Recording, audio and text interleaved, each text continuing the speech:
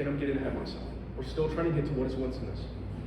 My point is that third ways, and it's just one of the techniques and rhetorical strategies of winsomeness. Now, what is good about it? What is good about it? Now, I'm going to spend the shortest time because you probably already assume this is a good technique. So there's going to be a lot of agreement here. We can see that there's a lot of merit, some, to winsomeness.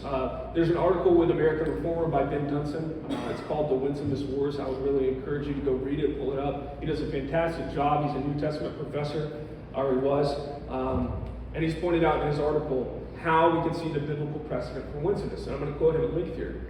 Dunson says this: Jesus Christ himself, in addition to teaching about the required dispositions of his disciples, also embodies these dispositions in his own life.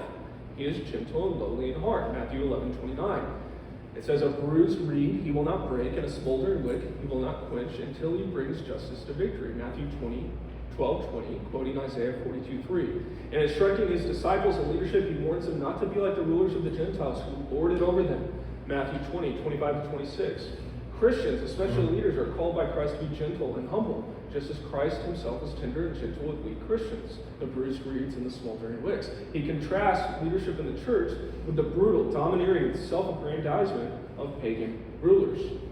Even Paul in Colossians 3:12-14 says this: put on, as God's chosen ones, holy and beloved, compassionate hearts, kindness, humility, meekness, and patience, bearing with one another. And if one has a complaint against another, forgiving each other, as the Lord has forgiven you, so you must also forgive. And above all these, which put on love, which binds everything together in perfect harmony. At its best, winsomeness becomes shorthand for the fruit of the Spirit. This is where David French and Russell Moore still believe it to be redeemable. Winsomeness has a way of disarming people, people who disagree with you. And it has a way of taking the position when somebody disagrees with you as, I'm a friend, we're on the same team. Problem is, what if they're not on the same team? How did it become bad? At its best, winsomeness was shorthand strategy, a word, which held up two things. One, holding our convictions in a certain manner, and two, adopting a particular posture to others. It's a posture, a vibe, a strategy. It seeks to avoid offense in order to gain a hearing. But those captured by winsomeness aren't content with this strategy. They will hear no critique. They will not consider that their very model of ministry and apologetics and preaching has been built on a strategy. That would undermine and expose their lack of biblical fidelity.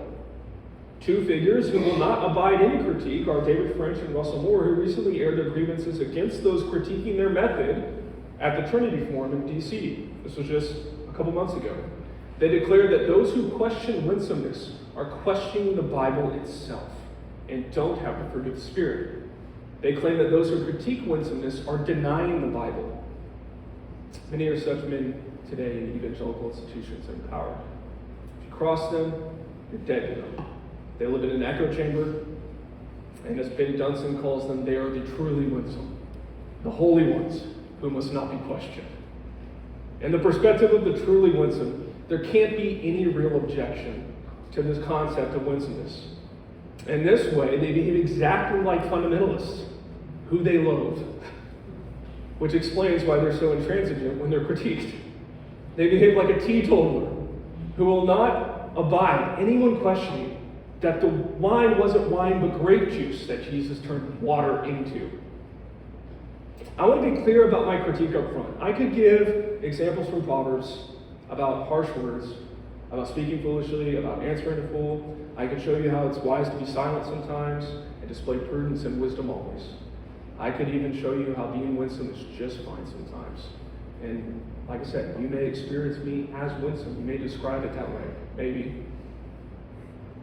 But I'm going to do something different. I'm going to argue maximally to destroy winsomeness and Christian niceness, not to downplay those scriptures or to go against the Word of God. In fact, I will show it is they who go against the Word of God, because rhetorically, I want to give you permission biblically to embrace your responsibility as men and women of God. Thank you for watching.